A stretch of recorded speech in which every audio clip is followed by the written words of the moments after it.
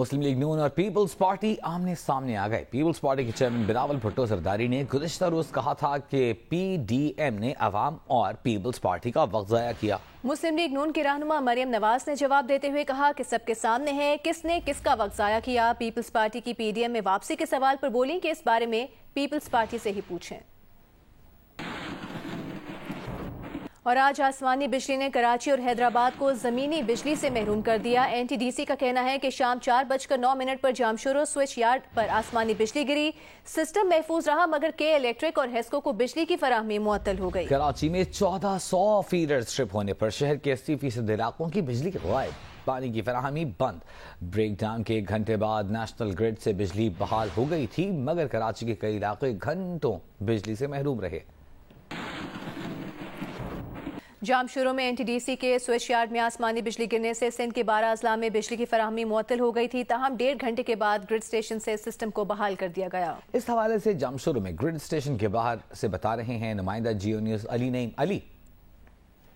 جی بالکل، میں اس وقت جام شورو میں این ٹی ڈی سی کے 500 kV کے گرڈ اسٹیشن کے باہر موجود ہوں، جہاں پر آج سحپہر 4:09 پر اس گرڈ اسٹیشن کے 220 kV کے سوئچ یارڈ میں آسمانی بجلی گری تھی، جس کی سبب اس گرڈ اسٹیشن کا آئسولیٹر خراب ہو گیا تھا اور اس آئسولیٹر کی خرابی کی وجہ سے ہیسکو ریجن کے 12 اضلاع میں بجلی کی فراہمی مکمل طور پر معطل ہو گئی۔ این ٹی ڈی سی حکام کا یہ کہنا ہے اس کو بحال کر دیا گیا ہے، سسٹم مکمل طور پر ریسٹور ہے اور یہاں سے اس گرڈ اسٹیشن سے بجلی کی سپلائی بحال ہو چکی ہے۔ اس ہیسکو ترجمان کا یہ کہنا ہے کہ تمام کے تمام 71 گرڈ اسٹیشنز کے اوپر بجلی بحال ہو گئی ہے اور ہیسکو ریجن کے جو 12 اضلاع ہیں وہاں پر مکمل طور پر بجلی سپلائی کی جا رہی ہے۔ جی بہت شکریہ علی نعیم آپ کا۔ حیدرآباد کی صورتحال اپنی جانی کراچی کا رخ کریں تو آج سارا دن کراچی میں حبس کی کیفیت رہی، لیکن شام ڈھلتے ہی کراچی کے مختلف علاقوں میں وقفے سے بوندا باندی اور کہیں کہیں گرج چمک کے ساتھ تیز بارش کا سلسلہ شروع ہوا جو اب بھی جاری ہے۔ لیکن بارش سے بجلی کی فراہمی بھی متاثر ہوئی ہے، اس بارے میں مزید بتا رہے ہیں جیو نیوز کے نمائندے قسیم سعید۔ کراچی میں دن کے اوقات میں حبس اور گرمی کے بعد بالآخر اب بادل کہیں کھل کر اور کہیں رک کر برسنا شروع ہو چکے ہیں۔ کراچی کے علاقے جن میں D H A, Shahrah Faisal, P C H S, آئی چندر روڈ، محمود آباد، گلشن اقبال اور گلشن حدید شامل ہیں، وہاں پر بارش کا سلسلہ جو ہے شروع ہو چکا ہے۔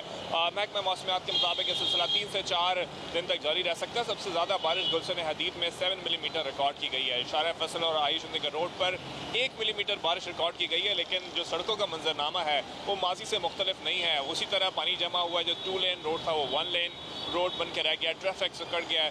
دوسری جانب جیسے ہی بارش ہونا شروع ہوئی ہے تو شہری ایک بار پھر جو کہ آج شام سے بجلی کے آنے کے منتظر تھے، انہوں نے اپنی امیدیں چھوڑ دی ہیں۔ موسم اس وقت اچھا ہے، خوشگوار ہے، چھتری کی ضرورت نہیں ہے۔ محکمہ موسمیات کے مطابق جو سسٹم ہے یہ بہت زیادہ ہائی انٹینسٹی کا نہیں ہے، معتدل سسٹم ہے اور 4 ستمبر تک یہ موسم کو اسی طرح کراچی کے شہریوں کے لیے خوشگوار کرتا رہے گا۔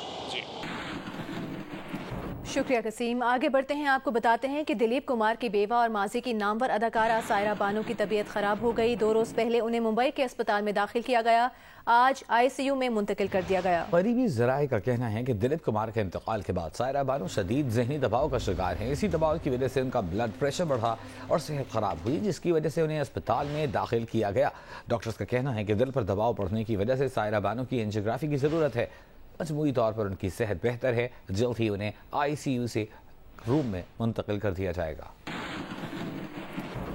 وزیر تعلیم پنجاب مراد راس نے پرائیویٹ سکولز کو 4 ہفتوں میں الٹیمیٹم دے دیا ہے۔ لاہور میں میڈیا سے گفتگو میں ان کا کہنا تھا کہ اگر یکساں نصاب نہ پڑھایا گیا تو ایچ ایس این سمیت دیگر پرائیویٹ سکولز کے لائسنسز کینسل کر دیں گے۔ 15 تاریخ تک ہمارے پاس ہر سکول کی رپورٹ انشاءاللہ تعالی ہوگی کہ کہاں کہاں ایس این سی امپلیمنٹ ہو رہا اور کہاں نہیں ہو رہا۔ ہر ایک کو اس کے بعد 4 ہفتے جو نوٹس ہم دے رہے ہیں، جہاں پہ پتہ لگے گا اگلے 2 ہفتے کے اندر ان کو 4 ہفتے کا نوٹس ملے گا۔ 4 ہفتے کے نوٹس کے بعد اس اسکول کا لائسنس کینسل کر دیا جائے گا۔ ایچ ایس این کے ساتھ بھی وہی کیا جائے گا جو باقی اسکولز کے ساتھ کیا جائے گا، کوئی کسی کو ایگزیمپشن نہیں ہے۔ مینار پاکستان لاہور پر خاتون عائشہ اکرم سے دست درازی کے کیس میں زیر حراست افراد کی شناخت پریڈ کیمپ جیل لاہور میں ہوئی۔ خاتون نے 160 میں سے 6 ملزمان کو شناخت کر لیا۔ گریٹر اقبال پارک لاہور میں خاتون عائشہ اکرم سے دست درازی کے معاملے پر زیر حراست افراد کی شناخت پریڈ۔ عائشہ اکرم اور اس کے ساتھی ریمبو کو پولیس کیمپ جیل لے کر آئی۔ جیل ذرائع کے مطابق عائشہ اکرم نے مجسٹریٹ اور سپرنٹینڈنٹ جیل کی موجودگی میں جیل کے کورٹ روم میں 160 میں سے 6 ملزموں کو شناخت کیا۔ زیر حراست افراد کو 20-20 کے گروپوں کی شکل میں عائشہ اکرم کے سامنے لایا جاتا رہا۔ دوسری جانب زیر حراست افراد کے لواحقین کی بڑی تعداد بھی تمام دن جیل کے باہر موجود رہی۔ لواحقین وقفے سے نعرے بازی کرتے رہے۔ 13 سال کا بچہ ہے، گھر سے سودا لینے گیا، اس کو اٹھا لے۔ 13 اگست سے میرا بچہ گیا، 14 تے نہیں گیا، بار سودا لین گیا ہے، بعد چ کار نہیں ہے۔ ایک موبائل چلان تو پھڑ کے لے گئے انہاں نوں، ویکسین دے بہانے لوا کے تے انہاں بندے نوں بچے نوں اندر کر دیتا۔ جیل ذرائع کا کہنا ہے کہ شناخت ہونے والے ملزموں کو علیحدہ سیل میں بند کر دیا گیا۔ ان ملزموں کو اب جسمانی ریمانڈ کے لیے عدالت میں پیش کیا جائے گا۔ عائشہ اکرم کے ساتھ دسترازی کا واقعہ 14 اگست کو پیش آیا تھا۔ کیمرامین عامر باجوہ اور رپورٹر احمد فراز کے ساتھ عثمان احمد بھٹی، جیو نیوز، لاہور۔ لاہور کے علاقے گجر پورہ میں 7 افراد نے ایک فیکٹری میں 2 خواتین سے مبینہ طور پر زیادتی کی۔ پولیس نے معاملے کی تفتیش شروع کر دی ہے۔ احمد فراز کی رپورٹ دیکھیے۔ لاہور کا علاقہ گجر پورہ رنگ روڈ سے ملحقہ ایک گلی میں واقع فیکٹری میں 2 خواتین سے مبینہ طور پر 7 افراد نے زیادتی کی۔ متاثرہ لڑکیوں کی والدہ کی مدعیت میں درج FIR میں الزام عائد کیا گیا ہے کہ ملزمان نے دونوں خواتین کو شہادت سے اغوا کیا، فیکٹری میں لائے اور نشہ ور چیز پلا کر زیادتی کا نشانہ بنا دیا۔ FIR میں 3 ملزمان نامزد جبکہ 4 نامعلوم ہیں۔ پولیس نے فیکٹری مالک ندیم کو حراست میں لے لیا۔ SSP آپریشن وقار صہیب اطلاع ملنے پر موقع پر پہنچ گئے۔ پولیس نے شواہد اکٹھے کیے اور معاملے کی تفتیش شروع کر دی۔ ایک جو میجر ایکیوزڈ ہے وہ بھی پکڑا ہوا ہے۔ ان کا یہ کہنا ہے، جو اپنے ڈیفنس سٹیٹمنٹ لیتے ہیں، کہ یہ کنسنسول ارینجمنٹ تھی ان دونوں کی۔ یہ ابھی سبجیکٹ آف انویسٹیگیشن ہے، وہ ہوگا کہ کنسنسول تھی یا زبردستی والی بات تھی۔ پولیس نے متاثرہ خواتین کا میڈیکل کرایا اور نمونے فورینزک کے لیے لیب بھجوا دیے ہیں۔ ملزمان کی گرفتاری کے لیے چھاپے مارے جا رہے ہیں۔ کیمرامین محمد ریحان کے ساتھ احمد فراز، جیو نیوز، لاہور۔ کچھ دیگر اہم خبریں شامل کرتے ہیں، آپ کو بتاتے ہیں۔ اپوزیشن لیڈر شہباز شریف نے رانا ثناءاللہ کے خلاف نیب انکوائری کو سیاسی انتقام قرار دیا ہے۔ ایک بیان میں شہباز شریف نے کہا کہ ہیروئن کیس میں کوئی ثبوت نہیں ملا تو اب اثاثہ جات کے الزامات کی دھن لائی گئی ہے۔ رانا ثناءاللہ کو نواز شریف سے وفاداری کی سزا دی جا رہی ہے۔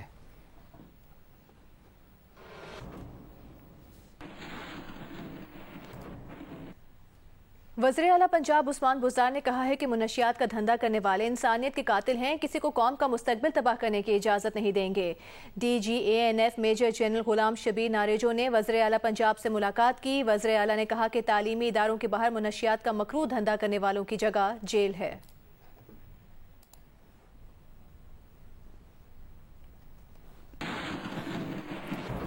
لاہور میں امریکی قونصل جنرل ولیم کیر میکینول نے اسپیکر پنجاب اسمبلی چودھری پرویز الہی سے ملاقات کی۔ اس موقع پر پرویز الہی نے کہا کہ قیام امن کے لیے پاکستان کا کردار ہمیشہ کلیدی رہا ہے۔ افغان صورتحال میں پاکستان کا کردار ذمہ دارانہ ہے۔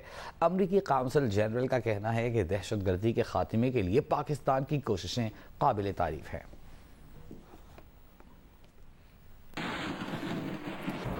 وزیر اعظم کے معاملے خصوصی حافظ طاہر اشرفی نے اسلام آباد میں علماء مشائخ کنونشن سے خطاب کرتے ہوئے حکومت پاکستان سے مطالبہ کیا کہ ڈاکٹر عافیہ صدیقی کی رہائی کے لیے ہر ممکن اقدامات کیے جائیں۔ انہوں نے کہا کہ جب افغان جنگ کا خاتمہ کر دیا گیا ہے تو ڈاکٹر عافیہ صدیقی کو اب تک کیوں گرفتار کر رکھا ہے؟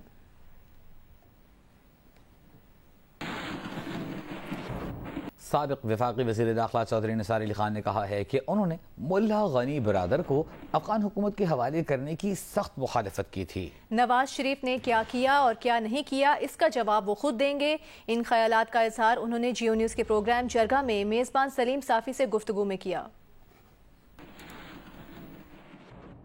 میری اطلاع کے مطابق ایک وقت تھا اور ایک اور بھی بڑے معتبر اور باخبر آدمی میجر عامر صاحب نے اس کا ذکر بھی کیا تھا شاید ایک شو میں، کہ ملا عبدالغنی برادر جو اس وقت طالبان کے پولیٹیکل شعبے کو لیڈ کرتے ہیں، وہ جو پاکستانی جیل میں تھے تو میاں نواز شریف صاحب ایک موقع پہ ان کو افغان حکومت کے حوالہ کرنا چاہتے تھے، لیکن آپ نے رکاوٹ ڈالی۔ میری یہ اطلاع یا میجر صاحب کی یہ اطلاع درست ہے، اور اگر ہاں تو کیوں؟ میاں نواز شریف نے کیا کیا یا نہیں کیا اس کا جواب تو وہی دیں گے، میں ان کے بہاف پہ بات نہیں کروں گا اس وقت، مجھے علم ہے کیا ہوا، مگر یہ بات درست ہے کہ میں بہت بڑا دائی تھا اس بات کا کہ ہمیں ملا برادر کو اچھی طرح ٹریٹ کرنا چاہیے اور ان کو اپنا ہم نوا بنانا چاہیے اور ان کے ذریعے افغانستان میں اگر امن آ سکے تو ہم ان کے ہم نوا بنیں. نہیں لیکن یہ کوشش ہوئی تھی، افغان حکومت کی تو خواہش تھی، مجھے تو خود کرزئی صاحب بھی بتاتے رہے کہ آپ اگر مخلص ہیں تو عبدالغنی برادر کو ہمارے حوالے کریں، تو کوشش ہوئی تھی ان کو حوالے کرنے کی جس میں آپ رکاوٹ بنے؟ میں یہ کہہ سکتا ہوں کہ فوج کا تو جو موقف تھا وہ تھا، وہ اس وقت کے آرمی چیف یا جنرل ظہیر الاسلام بتا سکتے ہیں. مجھے علم ہے مگر میں نہیں کہوں گا. یہ بات درست ہے کہ میں نے اس کی سخت مخالفت کی تھی افغانستان کے حوالے کرنے میں، یہ بالکل بات درست ہے. پروگرام جرگہ میں چودھری نثار خان کا یہ انٹرویو آپ دیکھ سکیں گے ہفتے کی رات 10:05 پر صرف جیو نیوز پر. آگے بڑھتے ہیں، کچھ افغانستان کی بات کرتے ہیں تو طالبان وزیر برائے عوامی بہبود بختور رحمان نے کہا ہے کہ ان کے امیر المومنین ہی سپریم لیڈر ہوں گے. سفارتکاروں نے یقین دہانی کرائی ہے کہ امریکہ اور برطانیہ اپنے سفارت خانے کھولیں گے. ان خیالات کا اظہار انہوں نے کابل میں جیو نیوز کے نمائندے اعزاز سید سے گفتگو میں کیا. جیو نیوز آپ کو افغانستان میں بدلتی صورتحال سے آگاہ رکھے ہوئے ہے. جو ہمارا سپریم لیڈر ہے اس کو پتہ ہے سب کچھ جو کنٹرول کریں گے، سپریم لیڈر ہوگا وہ امیر المومنین ہوں گے، اور باقی جو ادارے چلائیں گے، کون چلائیں گے، وہ کس طرح چلائیں گے، کس طرح ادارہ وہ بنائیں گے، اس کے بارے میں ابھی تک میں کچھ نہیں کہہ سکتا. امریکہ نے، برطانیہ نے آپ سے سفارتی تعلقات منقطع کر دیے، کیا بنے گا؟ یہ بڑا انقلاب آ گیا اور بہت جلدی آیا، ودن 1 ویک اور 2 ویک سے یہ سب کچھ چینج ہوا نا. تو ابھی جو ڈسکنیکٹ ہوا ہے ان کی جو ایمبیسیز وہ بند ہے. اور جو میں نے پہلے بتایا کچھ ڈپلوماٹ کے ساتھ ہماری میٹنگ ہوئی ہے، ڈسکشن ہوا ہے، انہوں نے ہمیں یقین دانی دی ہے نا کہ world community including America and برطانیہ یہ واپس آئیں گے، اپنے سفارت کھولیں گے انشاءاللہ.